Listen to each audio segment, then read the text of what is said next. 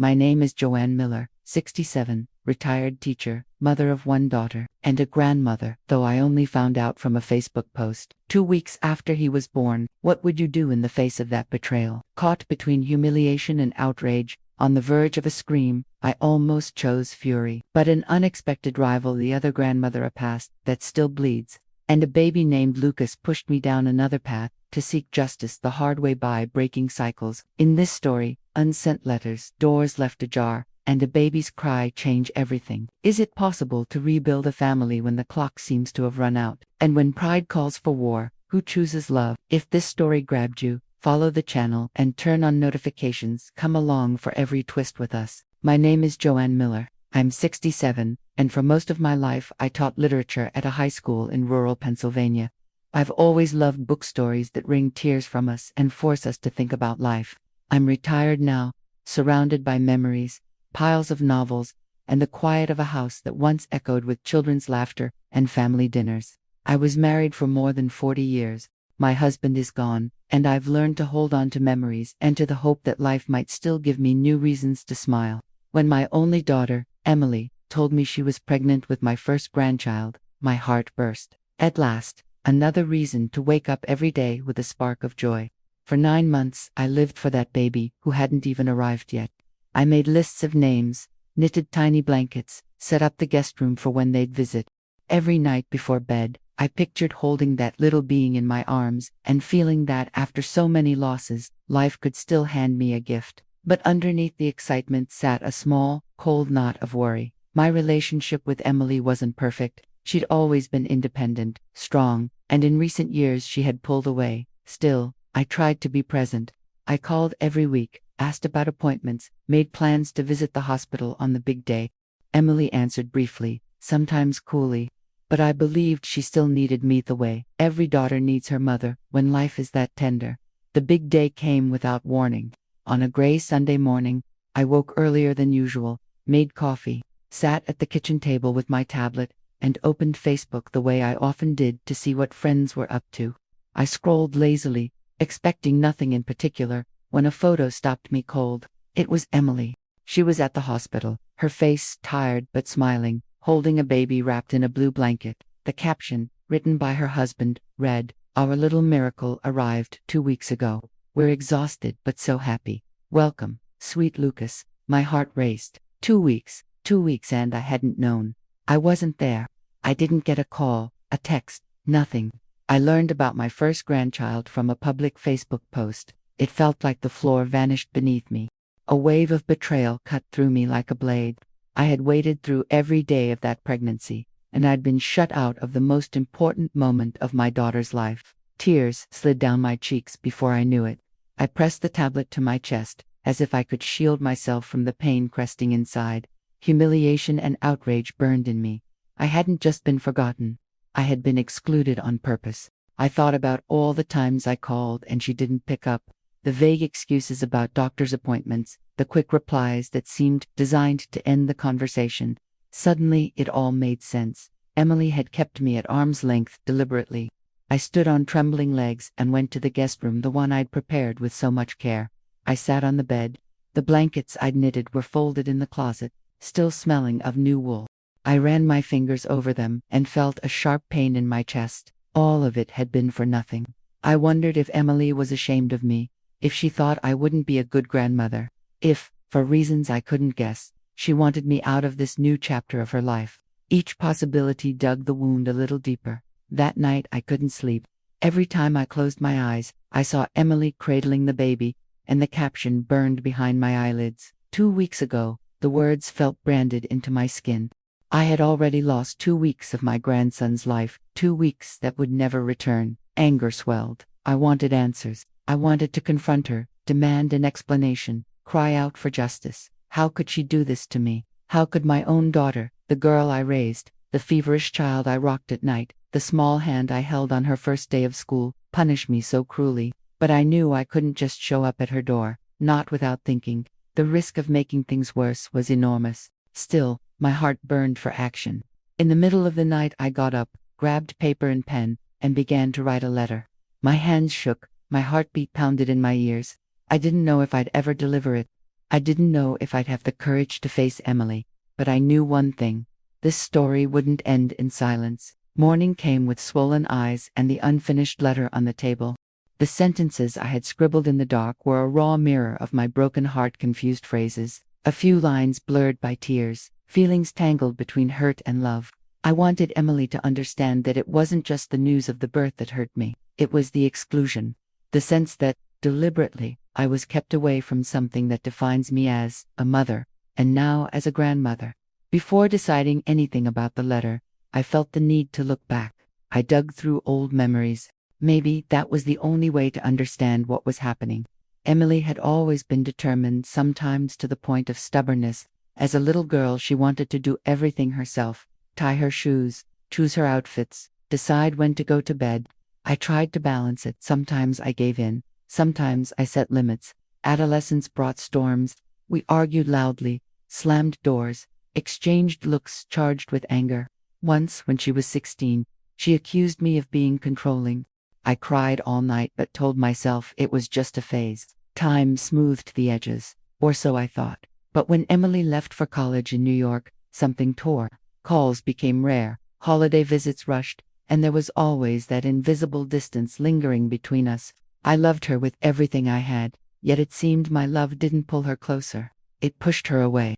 Sitting in my living room with a cooling cup of coffee, I realized Emily might never have forgiven me for something I didn't even know I'd done. Maybe, to her, I was a reminder of a youth full of conflict, of a mother who tried too hard, or who just got it wrong. There's no manual for motherhood. You do what you can with the heart you have. Still, when I saw that post, I realized that in her tally, I'd come up short. My mother, Emily's grandmother, used to say, "Silence is the worst kind of rejection. You can't answer it, you can't fight it. It erases you." That was exactly how I felt. Erased. But my mother also said, when life flips you upside down, that's where you find your chance to begin again. Those words lit a small flame inside me. I couldn't change the past. I could decide how to live the present. Later that day, I dressed with care. I put on a blue blouse, Emily always said, matched my eyes, pinned up my hair, and dabbed on a little lipstick. I wasn't going out yet, but I needed to look in the mirror and remember who I was. I wasn't just a rejected mother. I was Joanne Miller, a woman who devoted her life to family, who endured losses and learned to live with solitude, who still had the strength to fight for what was right. I decided I needed support before I approached Emily. I thought of calling my younger sister, Susan, my safe harbor, even from several states away. I hesitated, then dialed. "Joanne," she answered, warm as always. "Everything okay? It's been a while." "No, Susan," I said, feeling tears sting again. "It's not okay. Emily had the baby." Silence. I knew that within seconds she would grasp the weight behind those words. "And you," she began, her voice faltering. "I found out today. On Facebook, he's 2 weeks old." I heard her shocked gasp, then a low murmur of indignation. "That's cruel, Joanne, cruel." In that moment, I wasn't alone. My pain was real, recognized. Someone was ready to walk with me. After we hung up, I felt steadier. Yet the wound remained open. I slept late and woke early, my mind churning with possibilities and the question that wouldn't leave me. What did I do to make my daughter reject me like this? An old memory broke the surface, one I'd preferred to keep buried. When Emily was 8, her father, Richard, forgot her ballet recital. She cried so hard that night she fell asleep beside me, sobbing. In anger, I told Richard Emily would never forgive him. Without realizing, I planted the seed that Menand, maybe even he, could betray her. Over the years, she clung to those hurts. I tried to make up for it, but maybe part of her always blamed me for not protecting her from her father's failures. Was Emily now repeating a story that began long ago? I called Susan again and told her about the memory. "Joanne," she said, calm as ever, "you can't spend the rest of your life punishing yourself for the past. You did what you could. If there were failures, there was also love, so much love." I cried quietly. That was what I wanted Emily to see, my love. "What do I do now?" I asked. "Show up at her door? Send a text? Wait?" "Waiting has never been the right path," Susan said. "You need to act, not with anger, with firmness. Show her you won't accept being erased." Later, I opened Facebook again, searching for crumbs of the life I'd been denied. I found a photo of Emily in the park, pushing Lucas in a stroller. Beside her stood her mother-in-law, smiling, proud, holding Emily's hand. A knot formed in my throat. Emily had chosen who would stand beside her, and it wasn't me. It was another woman, another grandmother. I closed the tablet with a snap. For the first time, the sadness in me hardened into determination. I couldn't accept silence or live as a distant spectator. I grabbed my purse and began to organize my things. I didn't have a perfect plan, but I knew this. I would go to Emily. The drive to her house felt endless. Trees blurred past the window, and with every mile my anxiety mounted. What if she sent me away? What if she didn't let me see the baby? I parked and sat, gripping the steering wheel, hands shaking. I stared at the house, at a small bike leaning against the garage, probably a nephew's. The image hammered home how easily my daughter could build an entire life without me. I took a breath and knocked. Footsteps approached. The door opened. Emily. My heart hurt just to see her. Her hair was pulled into a messy bun, her clothes simple, her face the face of a new mother, exhausted and luminous all at once. "Mom," she said, startled. "What are you doing here?" "I had to come," I said, keeping my voice as steady as I could. "I needed to see you. I needed to see my grandson." She bit her lip and crossed her arms, a defensive gesture. I knew too well. Now isn't a good time. The words cut like a knife. Humiliation rose, hot and bright, but I couldn't retreat. Not this time. "Emily, it's been 2 weeks," I said, tears slipping free. 2 weeks, and I didn't even know he was born. I found out on Facebook. Facebook, do you have any idea what that did to me? She looked away, breathing deeply, and said nothing. "I was there for your whole pregnancy," I went on. "I lived every day with expectation. I dreamed of being at the hospital, of holding your hand, and suddenly I was shut out, as if I weren't part of your life, as if I were nothing." Emily raised her eyes, brimming now. "You don't understand, Mom. You don't." "Then make me understand," I pleaded. "I deserve at least an explanation." She inhaled slowly. "I didn't tell you because I didn't want it to be like it always was. Like it always was." Before I could ask, a soft cry rose from inside the house. My heart stopped. "Lucas, wait here," she said. She disappeared down the hall and returned holding a tiny bundle. My pulse hammered as she drew closer. There he was, so small, so new, his face pink and drowsy. "He's beautiful," I whispered, hand over my mouth. Emily looked at me with a mix of pain and tenderness. For a moment I saw the girl who used to run into my arms for comfort. "Just don't ruin this, Mom," she murmured. She didn't let me hold him, only look. But that brief, shining glimpse rekindled something fierce and bright in me. I left knowing one thing: the fight for my family had just begun. Back home, hope and rage wrestled inside me. Emily's words wouldn't leave my head. I didn't want it to be like it always was. What did that mean? The next morning I called Susan. "She let me see the baby, but she didn't let me hold him," I said. "And she said she didn't want it to be like always." "Emily still carries old resentments," Susan said gently. "Maybe things you never noticed. But I gave her everything," I said. "I worked, I sacrificed, I did my best. How is that not enough? Sometimes what feels like love to us feels like weight to our children," she said softly. The words hit like a fist. In trying to be a good mother, had I become a burden? Later that day a message arrived from Emily. "If you want to come tomorrow morning, you can. But we need to talk." My heart leaped and braced at once. That night I rehearsed what I would say and slipped the blue blanket into a bag, still hoping for the moment when I might finally wrap Lucas in it. In the morning I went back. Emily greeted me in the living room, without the baby. The air itself felt fragile. "Thank you for letting me come," I began. "I want to understand. Why did you do this to me?" "Because I didn't want the story to repeat," she said. "What story?" "The fights with Dad, the yelling, the looks that made me feel like I lived in a war zone. I grew up in humiliation and hurt that never really healed. When I thought about giving birth, I wanted peace. I needed to protect him, Evan, from you." Her words fell like stones. This wasn't about now.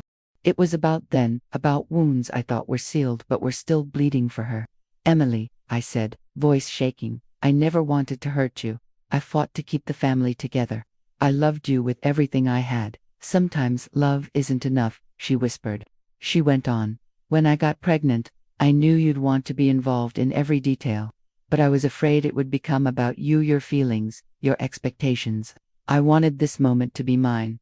A realization sliced through me. Maybe Emily hadn't pushed me away for lack of love, but out of fear of losing control of her own story. Tears streamed unchecked. I wanted to defend myself, to explain every choice and sacrifice, but the words knotted in my throat. If you really want to be in Lucas's life, she said, steady now, you have to prove you can respect my boundaries. And I understood, my biggest challenge wouldn't be winning my grandson, it would be earning back my daughter's trust. On the drive home, my heart swung between anger and bottomless sadness. A part of me shouted, how dare she treat me like this, after everything I sacrificed. Another part, quieter, wondered if Emily didn't just want a present mother. Maybe she wanted a different mother, one who could keep quiet sometimes, one who could respect her choices even when I didn't agree. I called Susan again and told her everything. You have to decide what matters more, she said, your pride or your grandson. But I'm her mother, I protested. I have the right to be there. You do, Susan said. But rights don't guarantee love. If you want this bond, you'll have to rebuild it. That means letting go of some battles. That night I walked through the house, trailing my fingers over old photographs. Emily, in the pink dress I sewed. Emily as a teen, arms crossed, defiant. Emily on her wedding day, smiling with eyes only I knew were wet. And now Emily, the mother, a version of her I didn't yet have access to. I looked at the blue blanket and felt both hope and despair. To reach the moment of wrapping Lucas in it, I would have to dismantle the walls between me and my daughter.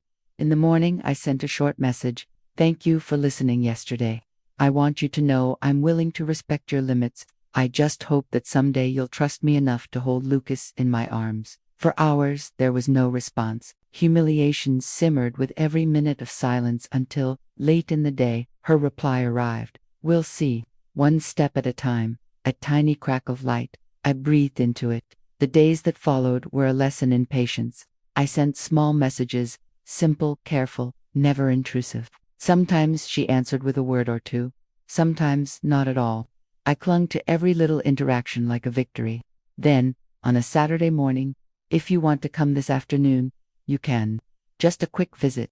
My heart nearly leaped out of my chest. I dressed as if for a gala and brought the blue blanket and a small photo album of Emily as a child, hoping it might soften something in her. When I walked in, another woman was already on the couch with Lucas in her arms, Millie's mother-in-law, Marjorie. Oh, so you're the famous Joanne, she said, smiling sweetly, the sweetness sharp as glass. Finally decided to show up. My face burned. Emily, sensing the strain, cut in. Mom's been busy. For the next half hour Marjorie didn't let go of Lucas. She sang to him, kissed his forehead, held him with a possessiveness that made me feel invisible, replaced. The space that should have been mine was occupied by another. At last I couldn't stand it. Emily, I asked, voice trembling, I know you may not be ready, but could I hold Lucas, just for a moment? Silence. Emily glanced at Marjorie, who clutched the baby tighter. Please, I said, tears spilling. I'm your mother. I'm his grandmother. I can't sit here this close and not feel his warmth in my arms. Emily hesitated, then took Lucas from her mother-in-law and placed him in my arms. Time stopped. I breathed in his sweet baby scent and whispered, Welcome, Lucas. Grandma's here. The spell lasted only a minute. Emily gently lifted him away and handed him back to Marjorie. That's enough for today, she said. We have to go slow. I left torn into the indescribable release of finally holding my grandson, and a quiet fury at watching another woman fill the space I'd dreamed of for so long. The next week Emily invited me again. I arrived early, determined to savor every minute. Marjorie was already there. Joanne, how nice you could come, she said, smile tight. We were just saying how much Lucas loves Grandma's arms. Grandma. The word hit me like a punch. It was my identity, my inheritance, my right, and now it was divided, contested. I sat and watched from a distance. At last I asked to hold him. He just ate. Marjorie said quickly, best not to switch arms now. I think that decision is Emily's, I said, a little too sharply. Emily, I'm your mother. I have the right to hold my grandson. Enough, Emily snapped. You two have to stop. Then she said something that hollowed me out. I'm not repeating my childhood, the constant battles, each of you trying to prove you're right. I won't raise Lucas in a war. The past had returned like a tide. I swallowed hard. I never wanted you to feel abandoned, I said softly. Those times I left you with your grandmother, I thought I was protecting you from the shouting. I was trying to survive. I don't want Lucas to feel what I felt, she said. Marjorie hugged the baby closer. I understood then that my struggle wasn't only against Emily's indifference, it was against old Gosand, a rival who didn't intend to yield. I went home shattered. Emily's words hammered in my mind. I felt abandoned, as if another woman had taken your place. I had told myself. I left Emily with her grandmother to keep her safe from the storms at home. But to a child, absence isn't strategy, it's loss. I pulled out a box of photos. Richard's face looked back at me from so many of them: wedding trips, birthdays. We smiled as if we were happy. Behind those smiles lived tempests. His temper flared over anything, and our house turned battlefield. I tried to shield Emily, but I yelled, too. When I couldn't take it, I left her with his mother. I convinced myself it was for a few hours. I didn't see how each absence branded her. The next day, I called Susan. She said she felt replaced. I told her, "You were trying to survive," Susan said. "But children don't understand survival. They only feel the missing. So this is all my fault?" I asked. "It's your shared responsibility now," she said. "You can't change what happened. You can show Emily you're willing to write a new story." I texted Emily, "I want to talk for real. Not about Lucas Sabadas. I need to tell you things I never said. Tomorrow evening," she replied. "Come alone." I drove over with my hands sweating on the wheel. Emily opened the door almost immediately. No smile, no ice, just tiredness. We sat in the living room, the air thick. "You said you wanted to talk," she said. "So talk, Emily," I began. "I know I failed you. I left you with your grandmother, and it made you feel abandoned. But I never left because I didn't want to be with you. I left because I couldn't bear the violence in our home. I was broken.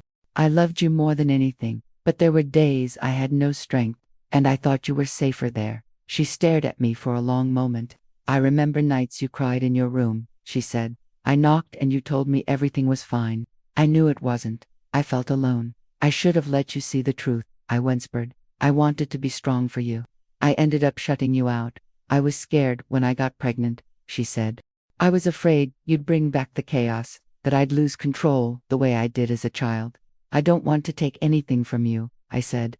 "I want to be beside you, to learn from you, to respect you, and to love Lucas the way you need me to. I don't know if I can trust you yet," she said, softer now, "but I want to try." She stood, went to the bedroom, and came back with Lucas. Without a word, she placed him in my arms. No test, no conditions, just weight and warmth and the quiet of something that might be mending.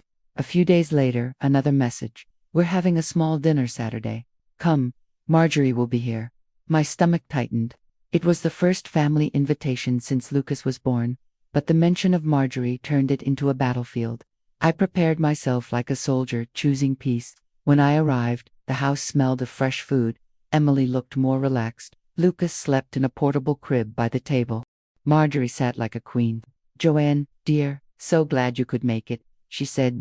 "Lucas already calms right down when I sing. It's amazing." I swallowed my pride. "I'm glad he's surrounded by so much love," I said. All dinner long, Marjorie listed the ways she'd helped: sleepless nights, baths, bottles, each sentence a little knife. "I was here, you were not." Emily, likely unaware, nodded and thanked her. I felt myself shrinking. When I tried to share a memory from Emily's childhood, Marjorie gave a light laugh. "Memories are lovely," she said, "but being present now is what matters." Something inside me snapped. "Being present isn't only holding a baby," I said, voice shaking. "It's carrying scars. It's having lived every joy and every pain since the first cry. I am Emily's mother. I gave the life that made Lucas possible." Silence fell heavy. Emily reached across the table and laid her hand over mine. "Mom," she said softly, "I know. I haven't forgotten." A small gesture, a world inside it. Marjorie forced a smile and lowered her eyes. Days after the dinner, Emily called. "I need you to come over tomorrow," she said. "Just you." When I arrived, Marjorie was already there with Lucas in her arms. Emily stood, strained. "I called you both because I can't take this war anymore," she said. "I won't raise my child in the middle of a fight. Either you learn to coexist, or I'll distance myself from both of you. The threat sliced through me. Marjorie spoke first. You know I only want to help, she said.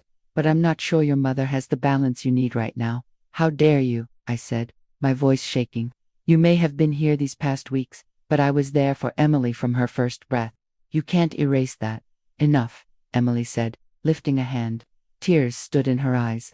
I needed Marjorie because, at the start, I couldn't trust you, but that doesn't mean I don't want you in Lucas's life. It means I'm afraid. Afraid of what?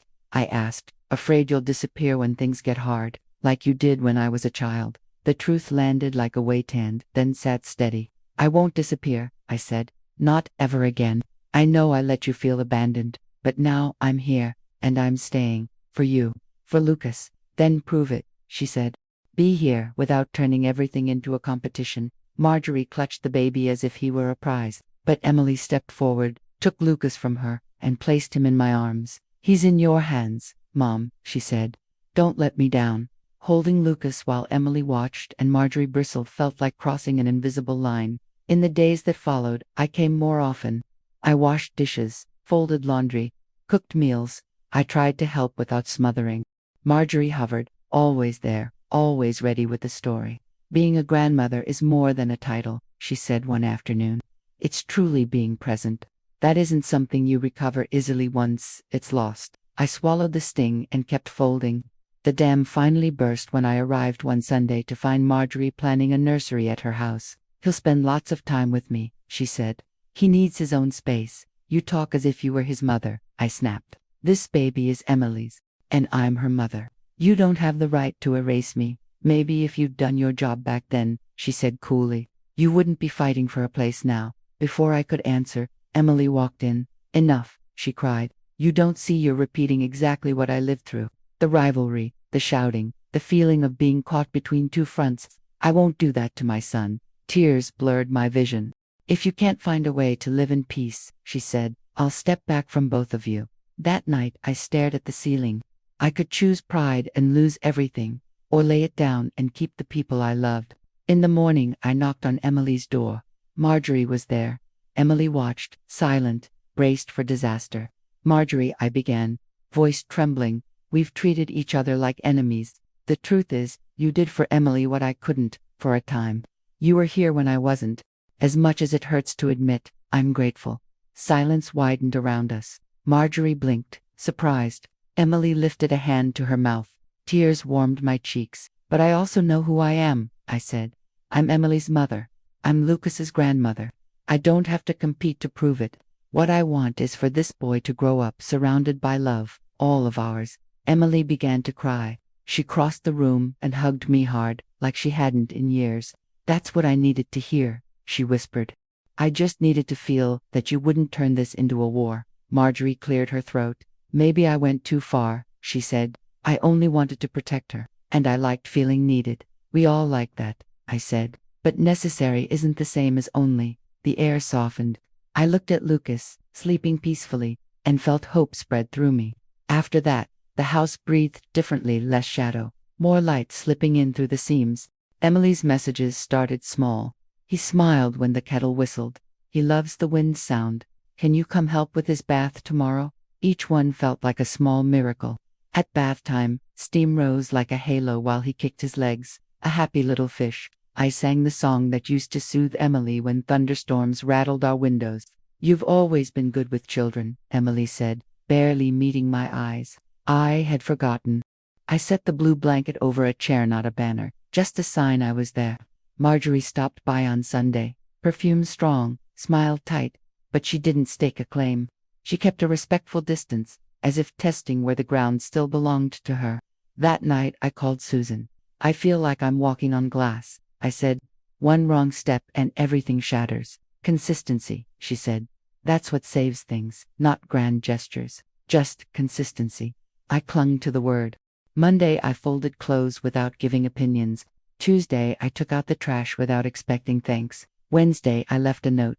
You nap, I'll stay with him.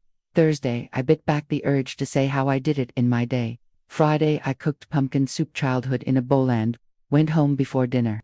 No imagined medals pinned to my chest. On Saturday, while Lucas giggled, Emily looked at me and for the first time. There was no tribunal in her eyes, only fatigue and relief. I might go back to work in a few months, she said carefully. Could you watch him those days? My heart, that wounded animal, leaped. If you want me to, I will, I said. Exactly the way you ask. She nodded, her chin quivering. And I saw the teenager who had once slammed doors on the woman slowly opening one now. Tuesday arrived with lists, schedules, quantities, what-ifs, and then DOS. I read them 3 times. It was the invisible contract of our reconciliation. No barging, no improvising, no I know better. The blue blanket, he likes it, Emily said, hesitating. Lay it by his cheek when he starts fussing. I smiled with my eyes. The blanket wasn't a provocation anymore. It was part of the plan. When Emily left, the door clicked so softly it hurt. I stayed with Lucas and the tiny tick of the kitchen clock. He studied my face with newborn solemnity, then sank into my arms. I promised without words, I won't fail, I won't vanish. Near mid-morning, a different cry erupted, sharp and urgent. Not hunger, not sleep, not diaper. I tried the song, the sway, the window, the quiet, the words. The crying rose like a tide. I called Emily voicemail. I called Susan. Breathe with him, she said. 3 counts in, 4 counts out. Lend him your lungs. I did, and I remembered a night when Emily was 8 months old, feverish and frightened, and I was young and scared, and the storm rattled the farmhouse windows. The crying eased then with the first skim of dawn. Now, decades later, Lucas finally gave in to sleep, sweaty and spent, his fist a tiny shell. I pressed my forehead to the downy crown of his head and whispered, "Thank you." When Emily came home and found him sleeping in my arms, I saw the old doubt flicker. What happened? A cry I didn't recognize. I said, "I tried everything. Called you, called Susan. He's down now. Maybe reflux." I wrote down the times and what I tried. The doorbell rang. Marjorie swept in like the hero of a fire drill. "Poor thing," she crooned, scooping him from the air around me. These episodes take patience and steady arms. Humiliation pricked, pride rose, but I chose Lucas. "Let's watch and see," I said quietly. "If it happens again, we'll call the pediatrician." I kept a little log. Emily took the notebook and read. Her hand settled lightly on mine. "Thank you for writing it down." That night, the cry returned briefly. "We're going to the pediatrician tomorrow," Emily said on the phone. "Should I come?" I asked, bracing for no. We went together, me, Emily, and Lucas. Marjorie insisted. Emily, tired, agreed. The waiting room smelled like alcohol wipes and new paper. The doctor talked about mild reflux, about positions after feeding, pauses, small adjustments, concrete things, clear directions, relief, packaged like a manual. Back home, Emily gathered us. "I won't raise my son in the middle of a rivalry," she said. "Either we find a way to coexist, or I will step back from both of you." Marjorie opened her mouth, but I spoke first. I failed. I said simply, I failed when I hid in silence, when I let love turn heavy. I can't undo it, but I can learn, and I have, the hard way. I turned to Marjorie, without venom. "You love Lucas. You loved Emily when I was broken. Thank you, truly. But love doesn't have to push someone else out of the room. We can share this, 2 women with different scars circling the same sun." The room changed temperature. Emily cried quietly. Marjorie fiddled with her necklace. "Maybe I did overdo it," she murmured. "I wanted to protect her, and I liked feeling essential." "We all do," I said. "But essential isn't the same as only." Emily lifted Lucas from the crib and set him in my arms, not as a test this time but as a matter of course. She looked at her mother-in-law. "Would you run his bath?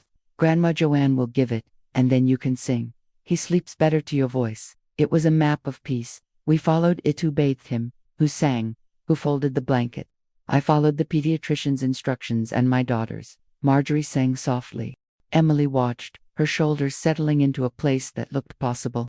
Later, when the house had fallen to a hush, Emily said, almost testing the strength of a new bridge, "The christening is on Sunday. I want you both beside me." My heart stumbled at the picture of that future 3 women, 1 baby, and a past that, for once, seemed ready to accept forgiveness.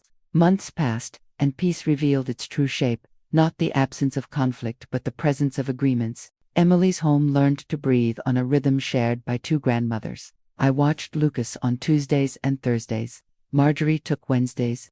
Mondays and Fridays belonged to Emily alone, a sovereign country where no one offered advice uninvited. Sometimes the old ghosts tapped at the window, a sideways look, a poorly timed comment, a stray in my day. We learned a new verb: to step back, not out of fear, but out of care. At the christening, Emily's hands trembled around the candle.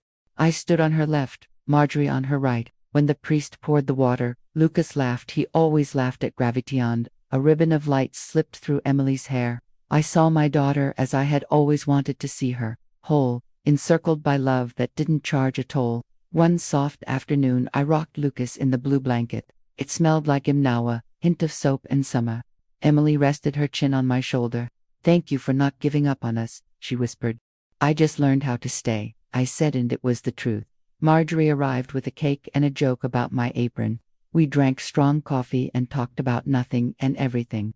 Outside, the world kept its sirens. Inside, the three of us signed an invisible treaty in silence. That night, when the house slept, I sat on the porch with Susan on speaker. I told her about the christening, the cake, the blanket. She laughed. The catharsis came. "Joe, not like fireworks, like tidying up. Open a window. Dust the shelves. Rearrange a drawer." "Yes," I said, looking up at a sky that promised nothing, and, for that very reason, gave everything.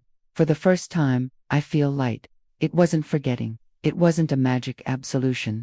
The old pains remain, scars that change color in the cold. But they don't write the script anymore. The betrayal that once set me ablaze became fuel for something else: care. The humiliation that made me raise swords taught me to lift open hands. The anger that dragged me toward the cliff's edge became the push I needed to reach a calmer tone where people can meet. Sometimes I think of Richard not with rancor, but with a quiet sadness. Our failures flowed through Emily. Now she lets me stitch beside her, point by point, a new cloth for Lucas to lay his head on. On the shelf, I keep a photo on purpose. Me, Emily, and Lucas, the blue blanket like a small sea beneath our arms. On the back, I wrote in my teacher's hand, "Rewriting doesn't erase. Rewriting gives meaning." In the end, I chose love over pride. I chose to stay when it would have been easier to slam the door. I chose to listen when my chest begged for a defense. I chose to share the lap when life offered me a trophy. And for choosing, I received something that doesn't fit inside a frame. I got the chance to be the grandmother I needed, to be the mother, steady, present, always learning. And if the ice cracks again because life loves to test new bridges, I know the way. Short steps, breathe together, keep the blanket close. One day, when Lucas looks at our photos and asks who we are, I want to answer without hesitation: we're the women who broke the cycle. And in his smile, I want to find the living proof that a story can choose a different ending. If you've stayed with me this far, thank you. I've learned that moving on isn't beating anyone, it's choosing, every day, not to repeat what hurt. Caught between humiliation and anger, I almost chose war. But my real turning point was simple and hard: to stay, to listen, to ask for forgiveness. That's how hope slipped in, and catharsis happened. No fireworks, just steadiness. And you, in your life, when pride asked you to step back, what small gesture nudged you toward love? Tell me in the comments if you want. Write the code word "I chose to stay" so I know you made it to the end with me. If my story touched you, leave a comment, share it with someone who might need that courage today, and follow the channel to catch the next twists. We're in this together.